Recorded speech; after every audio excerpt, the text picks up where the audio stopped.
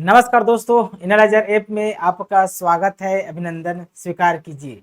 चलिए दोस्तों, हम इकोनॉमिक सर्वे 2024-25 पे चर्चा कर रहे हैं। इसके अंतर्गत दोस्तों हम अध्याय 7 कृषि एवं संबंध सेवाओं पे चर्चा कर रहे थे। अब कृषि एवं संबंध सेवाओं के अंतर्गत हम दोस्तों कृषि को पढ़ चुके हैं, ठीक है। वानिकी जो होते हैं दोस्तों, उद्यानिकी, उसको पढ़ चुके हैं। जल संसाधन को पढ़ चुके हैं। पशुपालन के बारे में दोस्तों हम पढ़ चुके हैं। और आज हम जो पढ़ेंगे मत्स्य पालन, जिसे मछली पालन कहा जाता है, इसके बारे में चर्चा करेंगे।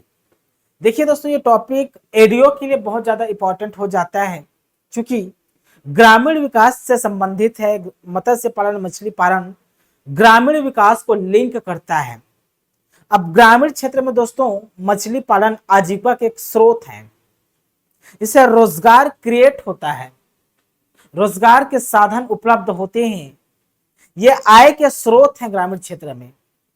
तो मत्स्य पालन और इससे संबंधित जो डेटा है, ये सब डाटा हमारे दोस्तों एडीओ के लिए बहुत ज्यादा इंपॉर्टेंट हो जाएंगे। हमारे छत्तीसगढ़ में कितने मछली पालन किए जाते हैं, इसके जल स्रोत क्या हैं, कितने विकसित किए जा चुके हैं, और इसका मछली पालन का दोस्तों हमारे जीडीपी, राज्य के जीडीपी में योगदान क्या है, इसका प्रतिशत योगदान क्या है, हिस्सेदारी ये पढ़ेंगे, और वृद्धि प्रतिशत क्या है, इन सभी को हम चर्चा करेंगे। जो इंपॉर्टेंट है, वैसे तो बहुत सारा डेटा है इसमें दोस्तों, जो इंपॉर्टेंट है वही डेटा आपको याद करना है। आपको लगेगा सभी इंपॉर्टेंट है, लेकिन सभी को नहीं पढ़ना होता है। जो इंपॉर्टेंट होता है मेरे प्यारे बच्चों, उसी को पढ़ना होता है जी। ठीक, चलिए तो इसी कड़ी में हम प्रारंभ करते हैं आज का मत्स्य विकास। तो इसका थ्योरी पढ़ना इसलिए जरूरी है ताकि हम कंसेप्ट को बिल्ड कर सकें। थ्योरी हम इसलिए पढ़ते हैं ताकि कंसेप्ट कुछ हमको समझ में आए। जब कंसेप्ट क्लियर होता है तो डाटा ऑटोमेटिक याद हो जाता है। ठीक, तो इसके संबंध में कुछ विचार हैं यहाँ पर दिए हुए हैं, इन पर हम विस्तार से थोड़ा पढ़ लेते हैं, उसके बाद इसके डाटा की ओर हम मूव करेंगे। तो देखिए कुछ क्या कहता है मत्स्य पालन के संबंध में हमारा सरकार। देखिए, छत्तीसगढ़ राज्य में मत्स्य पालन विकास काफी प्रगति पर है। मतलब छत्तीसगढ़ में ना मछली पालन का जो विकास है ना, ये प्रगति पर है, प्रोग्रेस है। ठीक है ना, प्रगति पर है। राज्य में उपलब्ध जल संसाधन की दृष्टि से, मतलब राज्य में जितने भी उपलब्ध जल संसाधन हैं, उस जल संसाधन की दृष्टि से मछली पालन एक विशिष्ट स्थान रखता है। मछली पालन एक विशिष्ट स्थान रखता है जी। राज्य की भौगोलिक एवं कृषि जलवायु की स्थितियां भी मछली पालन हेतु उपयुक्त है। तो राज्य में जो भौगोलिक एवं कृषि जलवायु की जो परिस्थिति है, वो मछली पालन के लिए भी उपयुक्त है। ठीक,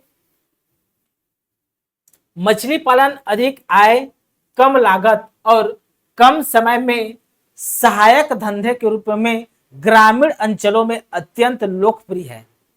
तो मछली पालन अधिक आय देता है जी, आय के स्रोत है, मतलब इसमें अधिक आय जनरेट होता है।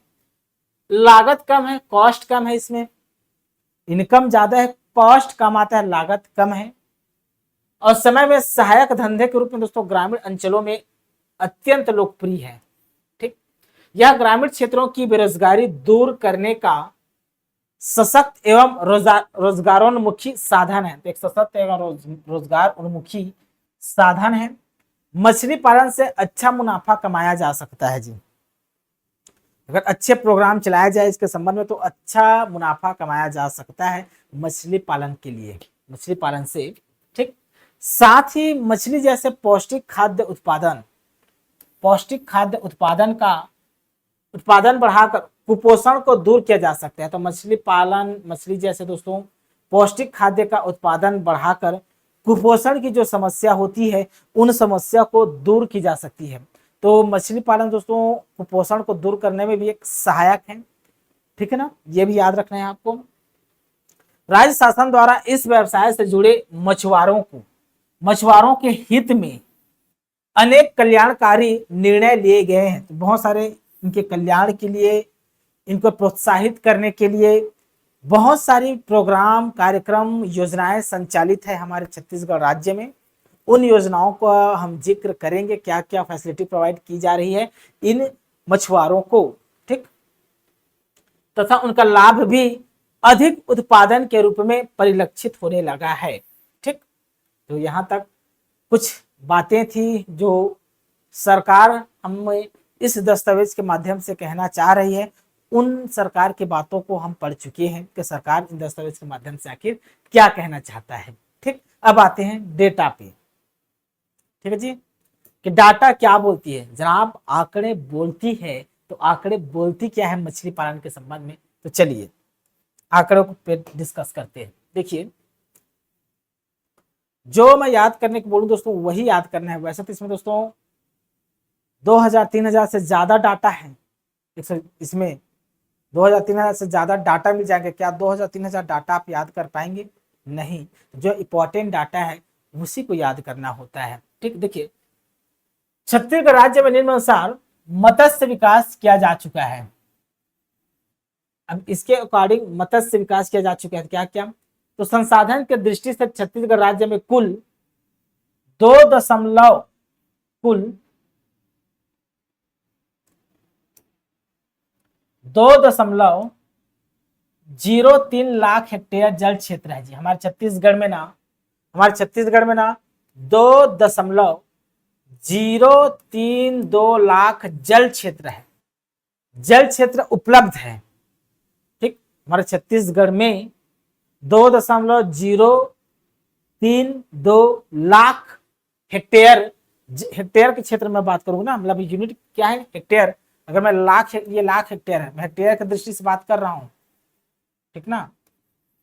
लाख हेक्टेयर क्या है जी, जल उपलब्ध है, ठीक। 2.032 लाख जल उपलब्ध है, ठीक। अब इतना उपलब्ध है ना, कुल जल उपलब्ध है, इसमें से ना 1.976 लाख हेक्टेयर, मतलब कुल ये है, कुल इतना उपलब्ध है, इसमें ना 1.976 लाख हेक्टेयर, लाख हेक्टेयर जल क्षेत्र मछली पालन अंतर्गत विकसित किया जा चुका है।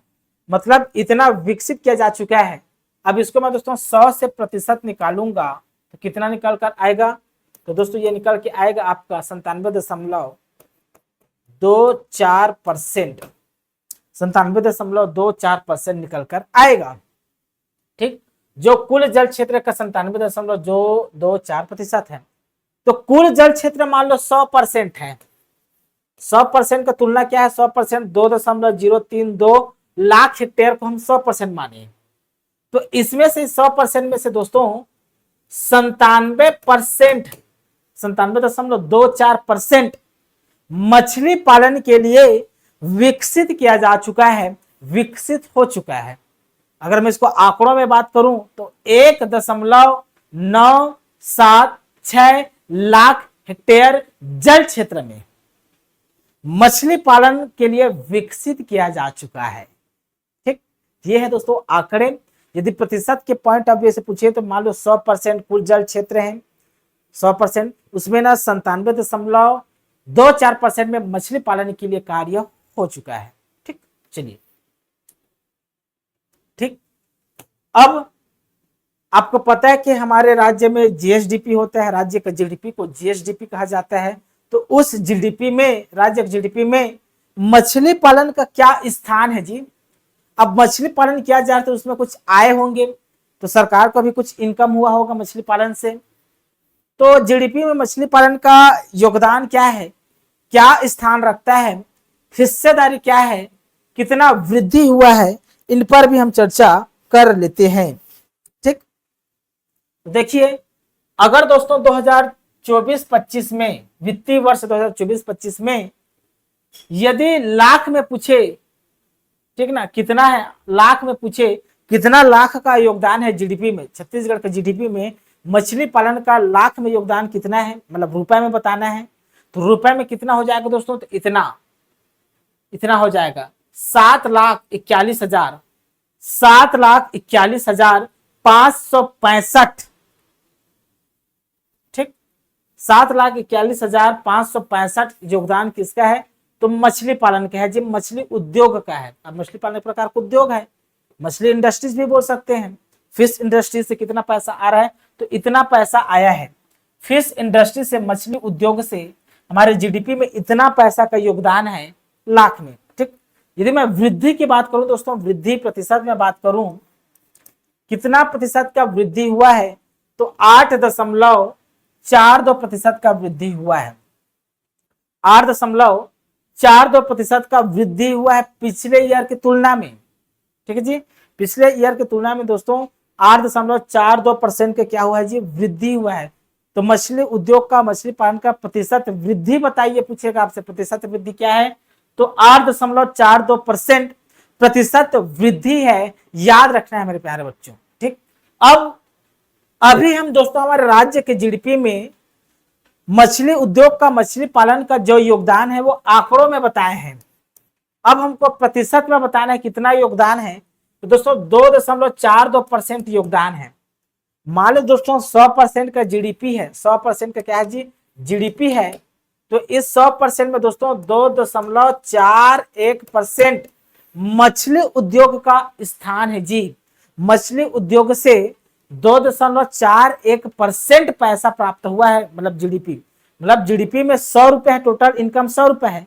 तो 100 रुपए में से दोस्तों 2.41 रुपया मछली क्षेत्र से आता है, मछली उद्योग से आता है। ठीक, तो आपसे पूछेगा योगदान प्रतिशत, तो 2.41% आपको याद रखना है जी। ठीक ना, ये आंकड़े हैं, यही मेन इंपॉर्टेंट डाटा है दोस्तों, यही मेन है। इससे ज्यादा बाहर कुछ पढ़ना नहीं है मछली पालन में, लेकिन कुछ कुछ इंपॉर्टेंट योजना से कुछ फैक्ट निकल के आएंगे, उन सभी चीजों को हम पढ़ लेते हैं। ठीक, चलिए अब देखिए कुछ चीजें यहां से निकल के आएगी। अब राज्य की आयोजना क्या है, कुछ चीजें यहां से जो फैक्ट निकल के आएंगे उन फैक्टों को आपको बताऊंगा। सभी फैक्टों को याद नहीं करना है, जो बताऊंगा दोस्तों उसी फैक्ट को याद करना है जी आपको। ठीक, चलिए राज्य आयोजना। ठीक है, तो हमारे राज्य में मत्स्य बीज उत्पादन, मछली पालन के लिए जो बीज है जी, सीड, इसका उत्पादन कितना होता है? ठीक, मत्स्य बीज उत्पादन कितना होता है हमारे राज्य में, इसको पूछा जा सकता है कि मत्स्य सीड मतलब बीज उत्पादन। ठीक है, तो आपसे दोस्तों 2022-23 का डेटा याद नहीं करना है, इसको याद नहीं करना है। 2023-24 का इसको याद नहीं करना है, हमको सिर्फ याद करना है तो 2024-25 का वर्ष, 2024-25 मतलब पिछला वित्तीय वर्ष 2024-25 का आंकड़ा या डेटा आपको याद होना चाहिए। तो मछली बीज उत्पादन, मत्स्य बीज उत्पादन ना कि मछली उत्पादन, बीज लिखा हुआ है देखिए। तो मत्स्य बीज उत्पादन में हमारा छत्तीसगढ़ कितना उत्पादन करता है जी? सितंबर 2024 की स्थिति में, सितंबर 2024 की स्थिति में इतना लाख 415 लिखा हुआ है। ठीक ना, 40,015 बोल सकते हैं, 40,015 लाख स्टैंडर्ड फ्राई का उत्पादन, लाख स्टैंडर्ड फ्राई का उत्पादन सितंबर 2024 की स्थिति में हुआ है। इसको याद रखना है बीज उत्पादन में, तो 400 याद रखना है, 400 में 15 जोड़ देंगे ऐसा। ठीक ना, तो 415 ऐसे नहीं है ना, वो 40,015 है ये जी, 40,015 है। तो 40,015 लाख, तो इसको याद करना है 400 और 15 ऐसे करके याद रखना है 415। 415 याद करके ऐसे 415 ऐसे नहीं लिख देना है, 400 अलग से याद रखना है, 400 फिर 15 डिजिट को ऐसे याद रखना है। ठीक है ना, स्टैंडर्ड फ्राई इसके यूनिट है जी, स्टैंडर्ड फ्राई का उत्पादन हुआ है हमारे छत्तीसगढ़ में। अब बात करते हैं दोस्तों, इस डेटा को याद होना चाहिए। मत्स्य उत्पादन कितना हुआ जी? मछली उत्पादन तो हमको याद करना है 2024-25 में माह सितंबर 2024 तक कितना? तो 39,000 3,90,796 3,90,796 मीट्रिक टन मछली उत्पादन किया गया है जी हमारे छत्तीसगढ़ राज्य में 2024-25 वित्तीय वर्ष में सितंबर 2024 की स्थिति में। कितना? तो 796 मीट्रिक टन मछली का उत्पादन किया गया है, मछली का उत्पादन किया गया है। तो एक डेटा ये याद रखना है और एक डेटा ये याद रखना है, बस यहां से ज्यादा डेटा याद नहीं रखना है। अब नीचे भी कुछ डेटा आपको याद रखना है जी, ठीक। यहाँ से एक डेटा हुआ, दूसरा डेटा हुआ, ऊपर का क्या लिखा है और सब भूल जाना है, ठीक। चलिए अब मछुआरा सहकारिता पे बात करते हैं। मछुआ सहकारिता जी, मछुआ सहकारिता पे बात करते हैं हम। तो देखिए मछुआ सहकारिता राज्य में वर्ष 2023-24 तक समितियों की संख्या कितना है, तो 1723 को याद करना नहीं भूलना है। मछुआ सहकारिता के तहत दोस्तों समितियों की संख्या, छत्तीसगढ़ में समितियों की संख्या, मछुआ सहकारिता समितियों की संख्या कितना है, तो 1723 है। कौन सी समिति, तो लिखिए मछुआ सहकारिता समितियों की संख्या कितना है हमारे छत्तीसगढ़ में, समितियों की संख्या तो 1723 याद रखना है। कितना, तो 1723 याद रखना है जी। समितियों की संख्या पूछेगा तो 1723 याद रखना है दोस्तों, भूलना नहीं है मेरे प्यारे बच्चों, ठीक ठीक। अब इस समितियों की सदस्य संख्या 57,284, इसको याद नहीं रखना है। अब भाई 1723 समिति है हमारे यहाँ, इसमें मेंबर कितने हैं टोटल, तो टोटल मेंबर 57,284 है, जो कि नहीं याद रखना है, नहीं पूछेगा। उक्त समितियों को 10 वर्ष की अवधि के लिए, अब इन समितियों को दोस्तों 1727 समितियों को 10 वर्ष की अवधि के लिए तालाब सिंचाई जलाशय पट्टे पर दिए जाने का प्रावधान है। तो तालाब हो गया या सिंचाई हो गया, मतलब सिंचाई जलाशय पट्टे पर दिए जाने का प्रावधान है जी, ताकि मछली पालन किया जा सके, ठीक है, पट्टे पे दिया जाता है, ठीक। अब देखिए यहां पर कुछ इंपॉर्टेंट तथ्य है। राज्य के सभी वर्ग के मछुआ सहकारी समितियों को, अब राज्य में दोस्तों केवल इसमें केवट जाति को शामिल नहीं किया गया है ना भाई, राज्य में सभी वर्ग के, चाहे वो एससी हो, एसटी हो, ओबीसी हो, जनरल हो, सभी वर्ग के मछुआ सहकारी समिति में, अब मछुआ सहकारी समिति बना है, केवल केवटों का समिति नहीं, केवट देख मछली पालन अधिकता सामान्यतः केवट जाति का पारंपरिक व्यवसाय है, लेकिन दोस्तों मछली पालन हमारे समाज के सभी वर्ग कर सकते हैं, समाज के सभी वर्ग कर रहे हैं, ठीक ना। तो समाज के सभी वर्ग मछुआ सहकारी समितियों के मछली पालन सुचारू रूप से करने हेतु 3 वर्षों में अधिकतम 3 लाख की आर्थिक सहायता दी जाती है। तो मछली पालन को सुचारू रूप से करने हेतु दोस्तों इन समितियों को ना मछुआ सहकारिता समितियों को 3 वर्ष के लिए अधिकतम 3 लाख रुपए आर्थिक सहायता दी जाती है, मछली पालन को सुचारू रूप से करने के लिए। यह लिखा हुआ है ना, मछली पालन सुचारू रूप से करने हेतु 3 वर्षों में अधिकतम 3 लाख की आर्थिक सहायता दी जाती है। यह इंपॉर्टेंट लाइन है, इसको भी याद होना चाहिए आपको। 3 लाख आर्थिक सहायता का प्रावधान है, जिसके तहत तालाब की पट्टा की राशि, तालाब के लिए पट्टा लिया जा सकता है, मत्स्य बीज लिया जा सकता है, मत्स्य बीज का क्रय मतलब खरीदी की जा सकती है मत्स्य बीज, या उसका संचयन किया जा सकता है। मत्स्य आखेट के लिए, मत्स्य के शिकार के लिए, जैसे मछली शिकार के लिए उपकरण खरीदे जा सकते हैं, जैसे मछली मारने के लिए जाली हो गया, मछली पकड़ने का जो भी उपकरण होते हैं वही आखेट है, मत्स्य आखेट उपकरण, ठीक। प्रथम वर्ष में 1,35,000 दिया जाता है, तथा द्वितीय वर्ष में 0.90 लाख मतलब 90,000, तथा तृतीय चरण में 75,000 आर्थिक सहायता दी जाएगी, मतलब 3 वर्ष के लिए अधिकतम 3 लाख रुपए। किसको दी जाती है यह सहायता राशि, आर्थिक सहायता, तो दोस्तों समिति को, मछुआ सहकारिता समितियों को यह राशि दिया जाता है मछली पालन को सुचारू रूप से करने के लिए, ठीक। अब प्रशिक्षण है, कुछ चीजें ज्यादा याद नहीं रखना, कुछ चीजों को याद रखना मोटे तौर पे। तो भाई शिक्षण प्रशिक्षण योजना के अंतर्गत विभाग द्वारा सभी श्रेणी के मछुआरों को राज्य में मत्स्य पालन के साथ साथ मत्स्य उत्पादन में वृद्धि लाने, तो मत्स्य पालन के साथ साथ मछली उत्पादन में वृद्धि लाने के लिए हेतु मछली पालन की तकनीकी पद्धति एवं मछली पकड़ने, जाल बुनने, सुधारने एवं नाव चलाने का 10 दिवसीय प्रशिक्षण दिया जाता है। यह पूछा जा सकता है मछुआरों को दोस्तों कितने दिवसीय प्रशिक्षण दिया जाता है, तो 10 दिवसीय प्रशिक्षण दिया जाता है। कितना दिवसीय, तो 10 दिवसीय प्रशिक्षण दिया जाने का प्रावधान है जी।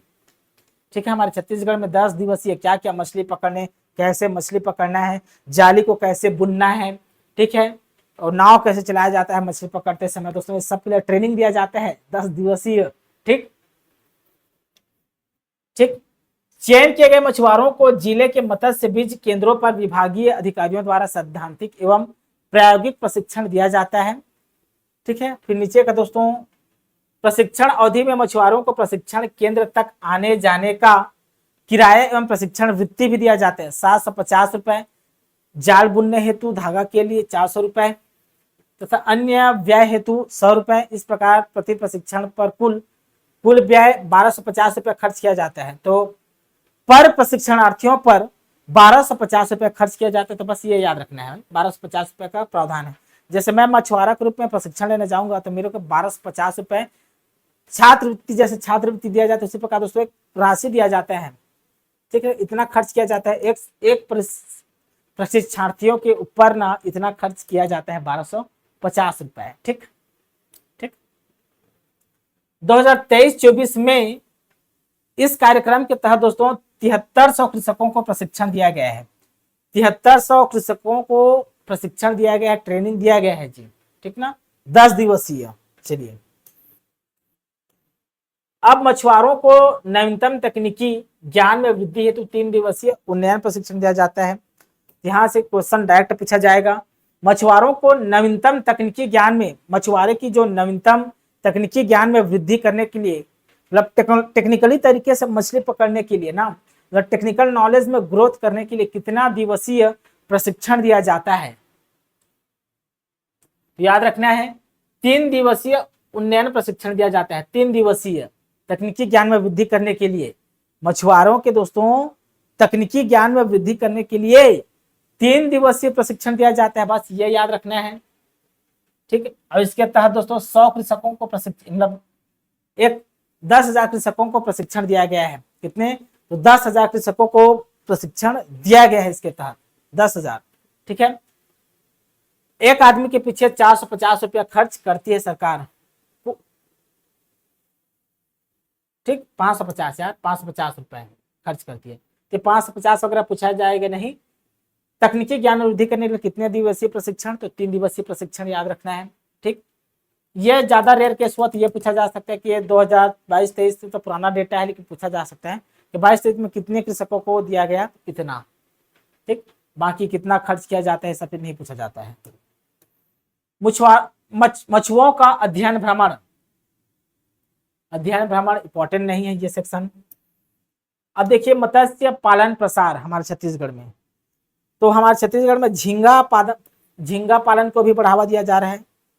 झींगा पालन जिसको पॉलीकल्चर कहा जाता है जी।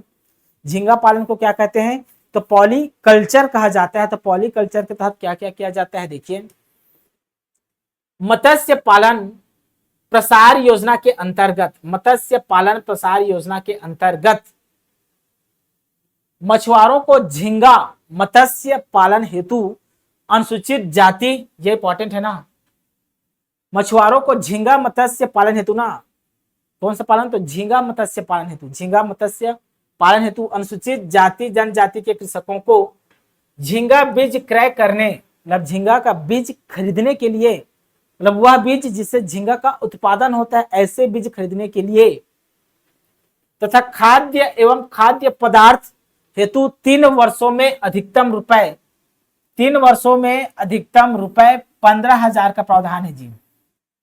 तो SC ST के कृषकों को झींगा बीज के उत्पादन करने के लिए, झींगा बीज खरीदने के लिए 3 वर्षों में दोस्तों अधिकतम 15,000 रुपए का क्या दोस्तों प्रावधान है, अधिकतम 15,000 रुपए दिया जाता है।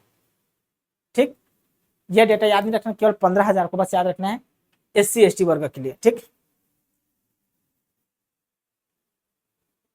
अब देखिए मौसमी तालाबों में स्पान संवर्धन, राज्य में अनुसूचित जनजाति एवं जाति मतलब SC ST, मतलब ये क्या है SC और ST हितग्राहियों को मौसमी तालाब में, मतलब मौसमी तालाब में स्पान संवर्धन कर, क्या स्पान संवर्धन कर मत्स्य बीज उत्पादन योजना के अंतर्गत प्रति इकाई 30,000 की आर्थिक सहायता दी जाती है। 30,000 की आर्थिक सहायता दी जाती है। ठीक,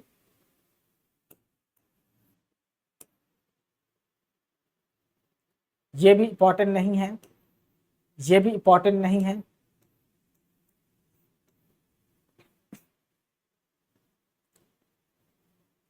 ये भी इंपॉर्टेंट नहीं है जी, हाँ ये इंपॉर्टेंट है। ये वाले सेक्शन अब याद करना है, ये वाले सेक्शन आपको याद करना होगा।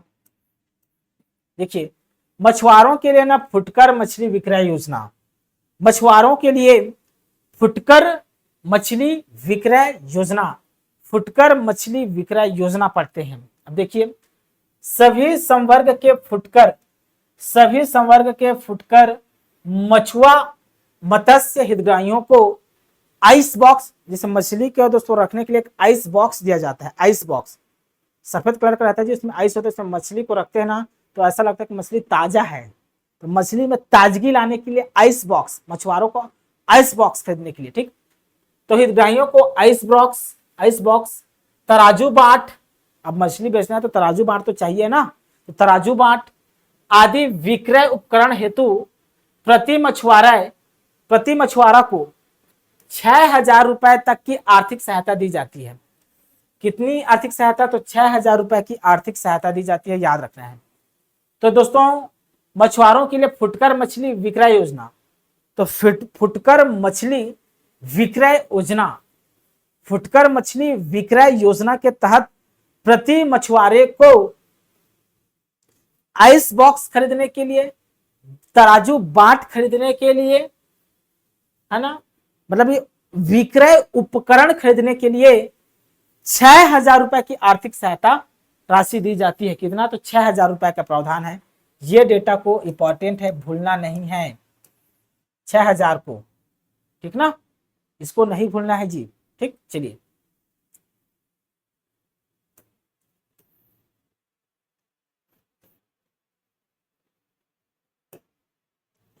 मत्स्य प्रजनन बैंक की स्थापना हेतु मत्स्य पालकों को मत्स्य प्रजनकों की आपूर्ति कर आर्थिक सहायता।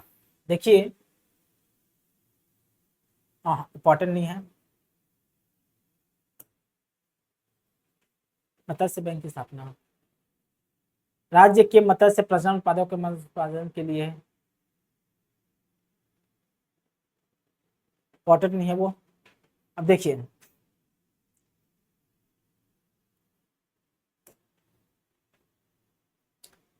नक्सल प्रभावित क्षेत्रों में मत्स्य बीज संचय। दोस्तों यह योजना है एक प्रकार का नक्सल प्रभावित क्षेत्रों में मत्स्य बीज संचय योजना, मत्स्य बीज संचय योजना। यह योजना वर्ष 2009-10 से नवीन रूप में लागू की गई है, नवीन रूप में लागू की गई है। इस योजना के अंतर्गत नक्सल प्रभावित क्षेत्रों के ग्राम पंचायतों के ऐसे तालाब जिन्हें मत्स्य कृषक पट्टे पर लेने के इच्छुक नहीं है, मतलब ऐसे तालाब हैं जिसमें दोस्तों जो मछुआरा है, मत्स्य कृषक है, वो पट्टे पे नहीं लेना चाहता है उस तालाब को, तो इच्छुक नहीं है, उन तालाबों का चयन कर 100% शासकीय व्यय से उनमें मत्स्य बीज संचयन कराया जाएगा। तो कहां दोस्तों? नक्सल प्रभावित क्षेत्रों में ऐसे तालाब जिसको मछुआरा नहीं लेना चाहता है पट्टे पर, तो ऐसे तालाब पे दोस्तों खर्च 100% योगदान या व्यय या खर्च कौन करेगा? तो सरकार करेगा, बीज का संचयन कराया जाएगा। ठीक, योजना क्रियान्वयन से ग्राम वासियों को निःशुल्क पौष्टिक भोजन मिलेगा। इस योजना क्रियान्वयन से दोस्तों निःशुल्क पौष्टिक भोजन मिलेगा जी ग्राम वासियों को। साथ ही मत्स्य उत्पादन में वृद्धि होगी, साथ ही मत्स्य उत्पादन में वृद्धि होगी। ठीक, ये इसका फैक्चुअल नॉलेज रखना है कि कब से प्रारंभ हुआ 2009-10 से, इसका पर्पस क्या है, क्योंकि दोस्तों एडीओ में योजना से संबंधित क्वेश्चन पूछा जाएगा, यहां से आपको याद रखना है। अब मछली उत्पादन से दोस्तों, मत्स्य उत्पादन से कुछ रोजगार सृजन हुए हैं, रोजगार क्रिएट होते हैं इससे। हमारे छत्तीसगढ़ में कितना रोजगार क्रिएट हुआ मछली उत्पादन की वजह से, इसके कुछ आंकड़े हैं, इन आंकड़ों पे भी हम चर्चा कर लेते हैं। तो मत्स्य कृषकों की आर्थिक स्थिति सुधारने के लिए वर्ष 2023-24 में 368 लाख मानव दिवसों का सृजन किया गया, जबकि दोस्तों 2024-25 में ये डेटा याद रखना, सितंबर 2024 तक 41.01 लाख मानव दिवसों के रोजगार सृजन किया गया है। ठीक, 41.01 लाख मानव दिवसों का रोजगार सृजन किया गया है जी। ठीक ठीक, तो ये याद रखना है। अब जो मछली, जिसका आजीविका दोस्तों मछली से होता है, उसके संबंध में दोस्तों बीमा है जी, बीमा सिक्योरिटी दिया गया है, एक बीमा कवर प्रदान किया जाता है। मान लो मछली पकड़ते समय किसी की मौत हो जाता है, किसी मछुआरे का, या अन्य कोई दुर्घटना हो जाता है, तो उसे बीमा कवर प्रदान किया जाता है। इसके संबंध में भी प्रश्न पूछा जा सकता है। देखिए, मत्स्य जीवियों का मतलब जिसका आजीविका मत्स्य पर निर्भर है, तो मत्स्य जीवियों का दुर्घटना बीमा, मत्स्य जीवियों का दुर्घटना बीमा, मत्स्य जीवियों का दुर्घटना बीमा। देखिए, मछली पालन व्यवसाय से जुड़े मत्स्य जीवियों को मत्स्य पालन अथवा मत्स्य आखेट के समय, मछली पालन करते समय या मछली मारते समय, मत्स्य आखेट मछली का शिकार करते समय दुर्घटना की स्थिति में उसके साथ कोई दुर्घटना हो जाता है, तो दुर्घटना की स्थिति में आर्थिक सहायता प्रदान करने हेतु निःशुल्क दुर्घटना बीमा योजना, ये जो बीमा दोस्तों निःशुल्क है, निःशुल्क दुर्घटना बीमा योजना क्रियान्वित की गई है। देखिए, जब आप अन्य बीमा का लाभ लेना चाहते हैं, जैसे प्रधानमंत्री जीवन ज्योति बीमा योजना, तो इसके लिए एक प्रीमियम राशि आपको चुकाना पड़ता है, जैसे 436 रुपए प्रीमियम राशि है वार्षिक। इसके बदले में दोस्तों 2 लाख रुपए बीमा कवर प्रदान किया जाता है। लेकिन ये क्या है दोस्तों, मछुआरे के लिए निःशुल्क है, निःशुल्क दुर्घटना बीमा योजना है ये। ठीक, इसके लिए लाभार्थी को कोई राशि चुकाना नहीं पड़ता, इसके बदले सरकार चुकाता है। आगे समझने वाले हैं। ये इस योजना में 18 से 70 वर्ष की आयु वर्ग के, इस योजना में 18 से 70 वर्ष की आयु वर्ग के मत्स्य पालन व्यवसाय में संलग्न मत्स्य कृषकों का निःशुल्क बीमा किया जाता है। तो इसके लिए लाभार्थी होते हैं, उसका आयु क्या होना चाहिए, तो मिनिमम 18 वर्ष, मैक्सिमम 70 वर्ष, मिनिमम 18 वर्ष, मैक्सिमम 70 वर्ष होना चाहिए, तभी वो हितग्राही या लाभार्थी लाभ ले सकते हैं इस बीमा का। ठीक, ठीक है ना, बीमा किया जाता है कृषकों का। इस कृषक जिसका बीमा किया जाता है, निःशुल्क बीमा किया जाता है, उसका आयु क्या है, तो 18 से 70 वर्ष। अब बीमा के लिए ना प्रीमियम देना पड़ता है, प्रीमियम राशि होता है। तो बीमा प्रीमियम का भुगतान कौन करता है जी, बीमा प्रीमियम का भुगतान भारत शासन एवं राज्य शासन द्वारा किया जाता है जी। भारत शासन एवं राज्य शासन द्वारा दोस्तों इसका भुगतान किया जाता है। 40 और 60 के रेशियो में, मान लो 100 रुपया भुगतान किया जाना है प्रीमियम बीमा के लिए, तो 40 रुपया 60 रुपया केंद्र सरकार भुगतान करेगा, 40 रुपया राज्य सरकार भुगतान करेगा। ठीक, रुपए जैसे 57 रुपए कौन भुगतान करता है दोस्तों, 57 रुपए भारत सरकार भुगतान करता है। तो 38 रुपए कौन भुगतान करेगा दोस्तों, तो 38 रुपए राज्य सरकार भुगतान करेगा। कुल रुपए 95 वार्षिक भुगतान किया जाता है। कुल वार्षिक भुगतान किसमें, इस बीमा के अंतर्गत, तो 95 रुपए। प्रीमियम कवर कितना दोस्तों, 95 रुपया देना पड़ेगा। लेकिन जो लाभार्थी है उस लाभार्थी को नहीं देना पड़ेगा, मतलब उस मत्स्य पालन वाले को, उस मत्स्य पालक को नहीं देना पड़ेगा, सरकार देता है दोस्तों। इस 95 रुपए में वार्षिक भुगतान करेगा तो 95 का 60% केंद्र सरकार देगा और इस 95 रुपए का 40% राज्य सरकार वहन करता है। प्रीमियम राशि का राज्य सरकार वहन करता है, वार्षिक भुगतान किया जाता है। योजना के अंतर्गत दुर्घटना जन्य मृत्यु या स्थायी पूर्ण अपंगता होने पर, मान लो मृत्यु हो गया या स्थायी पूर्ण अपंगता हो गया तो 5 लाख रुपए दिया जाता है। कितना? तो 5 लाख रुपए, ठीक। या अपूर्ण अपंगता पर, अपूर्ण रूप से अपंगता पर 2.5 लाख रुपए का बीमा कवर दिया जाता है। दुर्घटना स्वरूप चिकित्सालयों में भर्ती होने पर, मान लो दुर्घटना हुआ और चिकित्सालय में भर्ती हुआ, हॉस्पिटल में भर्ती है, जिसके दोस्तों 0.25 लाख भुगतान किया जाता है। ठीक, तो बस इतना याद रखना है कि भुगतान किया जाता है। इसका प्रीमियम राशि 95 रुपए का होता है, जिसमें से दोस्तों 95 रुपए में 60% भारत सरकार देता है, 40% राज्य सरकार देता है। यह योजना, यह बीमा कवर निःशुल्क होता है। इसके लिए दोस्तों यदि मृत्यु हो जाती है तो 5 लाख रुपए बीमा कवर प्रदान किया जाता है। स्थायी अपूर्ण रूप से अपंगता हो गए हैं तो इसके लिए दोस्तों 2.5 लाख रुपए दिया जाता है। हॉस्पिटल में भर्ती तो 0.25 लाख रुपए दिया जाता है। ठीक, अब मछली पालन से संबंधित एक महत्वपूर्ण योजना है, एक स्कीम है, उस स्कीम के बारे में भी हम चर्चा कर लेते हैं। ठीक, देखिए क्या स्कीम है। प्रधानमंत्री मत्स्य संपदा योजना, प्रधानमंत्री मत्स्य संपदा योजना, इसकी शुरुआत दोस्तों सितंबर 2020 में हुई थी। इसकी शुरुआत सितंबर 2020 में हुई थी, याद रखना है। इसकी शुरुआत सितंबर 2020 में हुई थी जी, सितंबर 2020 में हुई थी। ये मत्स्य पालन पर ना केंद्रित है, मत्स्य पालन पर केंद्रित एक सतत योजना है, स्कीम है, प्रधानमंत्री मत्स्य संपदा योजना। अब ये प्रधानमंत्री जुड़ा है, मतलब केंद्र प्रायोजित योजना हो गई है, केंद्र सरकार की योजना होगी। ठीक, तो इसके बारे में पढ़ते हैं। मत्स्य पालन क्षेत्र देश के आर्थिक विकास में महत्वपूर्ण भूमिका निभाता आ रहा है। मतलब जो मत्स्य पालन का जो क्षेत्र है, यह क्षेत्र दोस्तों देश के आर्थिक विकास में महत्वपूर्ण भूमिका निभाता आ रहा है। भारत शासन द्वारा मत्स्यिकी क्षेत्र की क्षमता को साकार करने की दिशा के तहत प्रधानमंत्री मत्स्य संपदा योजना वर्ष 2020-21 से लागू की गई है। 2020-21 सितंबर 2020-21 से लागू की गई है। योजना के तहत विभिन्न घटकों के रूप में रूपरेखा तैयार की गई है। विभिन्न घटक मतलब योजना के तहत विभिन्न घटकों की, विभिन्न कंपोनेंट की रूपरेखा तैयार की गई है ताकि अंतर्देशीय मत्स्य पालन एवं मत्स्य पालन के पोस्ट हार्वेस्ट प्रबंधन के व्यापक क्षेत्रों में किसानों की आय को दुगना किया जा सके। उक्त योजना राज्य में भी लागू की गई है। यह योजना राज्य में भी लागू की गई है।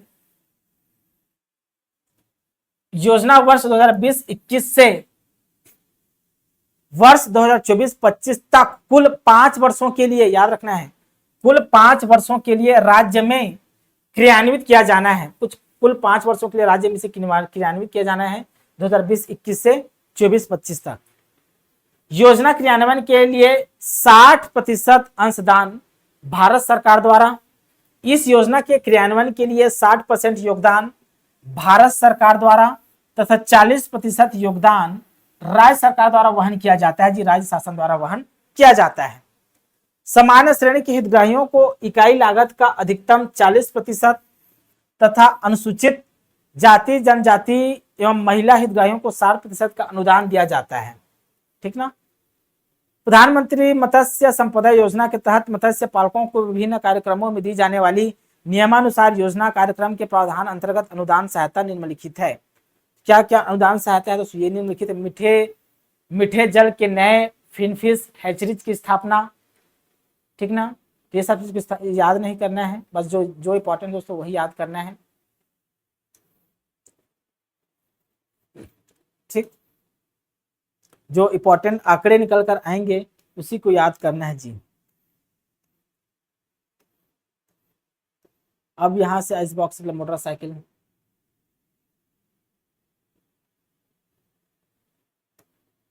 ठीक, प्रसिद्धि रुपए, ये सब नहीं पूछा जाएगा। तो दोस्तों ये आज से हमारा मत्स्य पालन समाप्त होता है। मतलब दोस्तों और इसमें कुछ इंपॉर्टेंट डेटा नहीं है। मछुआरे परिवारों के लिए आजीविका पोषण संबंधी सहायता,